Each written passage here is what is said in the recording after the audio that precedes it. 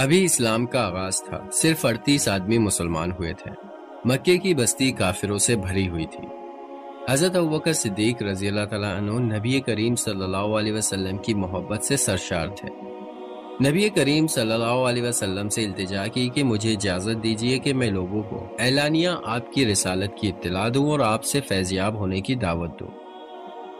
آپ صلی اللہ علیہ وسلم نے فرمایا، اے ابوبکر، ابھی ذرا صبر سے کام لو، ابھی ہم تعداد میں کم ہیں۔ حضرت ابوبکر صدیق پر غلبہ حال طاری تھا۔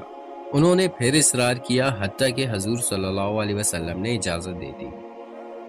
حضرت ابوبکر صدیق نے بے خوف و خطر لوگوں کو اللہ اور اس کے رسول کی طرف دعوت دی۔ حضور صلی اللہ علیہ وسلم کی بحث کے بعد حضرت ابوبکر صدیق پہلے خطیب ہیں جنہوں نے لوگوں کو اللہ اور اس کے رسول کی طرف بلایا۔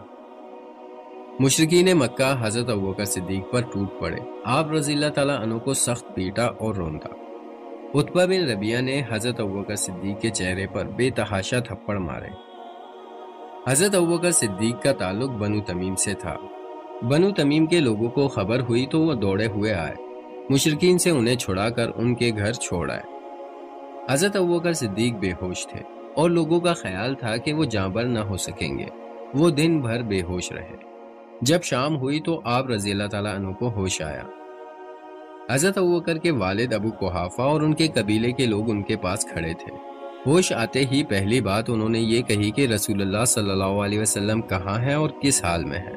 ان کے قبیلے کے لوگ سخت برہم ہوئے اور انہیں ملامت کی کہ جس کی وجہ سے یہ ذلت اور رسوائی تمہیں اٹھانی پڑی اور یہ مار پیٹ تمہیں برداشت کرنی پڑی، ہوش میں آتے ہی تم پھر سے اسی کا حال پوچھتے ہو۔ ان کے قبیلے کے لوگ مایوس ہو کر اپنے گھروں کو لوٹ گئے اور ان کی ماں ام الخیر سے کہہ گئے کہ جب تک محمد کی محبت سے یہ باز نہ آ جائے اسے کھانے پینے کو کچھ نہ دو۔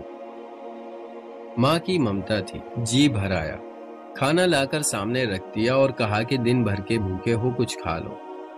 حضرت ابوبکر صدیق نے کہا، ماں اللہ کی قسم میں کھانا نہیں چکھوں گا اور پانی کا گھونٹ تک نہیں پیوں گا جب تک حضور صلی اللہ علیہ وسلم کی زیارت نہ کر لو۔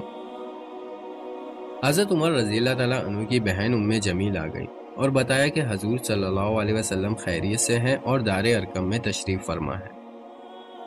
حضرت ابوبکر صدیق زخموں سے چور تھے، چلنے کے قابل نہ تھے، اپنی ماں کا سہارا لے کر بارگاہ رسالت میں حاضر ہوئے۔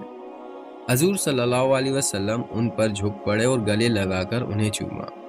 نبی کریم صلی اللہ علیہ وسلم پر سخت گریہ طاری تھا۔ اللہ کی لاکھ لاکھ رحمتیں ہوں اس عظیم و جلیل قدر صحابی پر جنہوں نے اتنی سختیاں برداشت کی۔ اللہ ہمیں ان کی صحیح اتباع نصیب فرمائے۔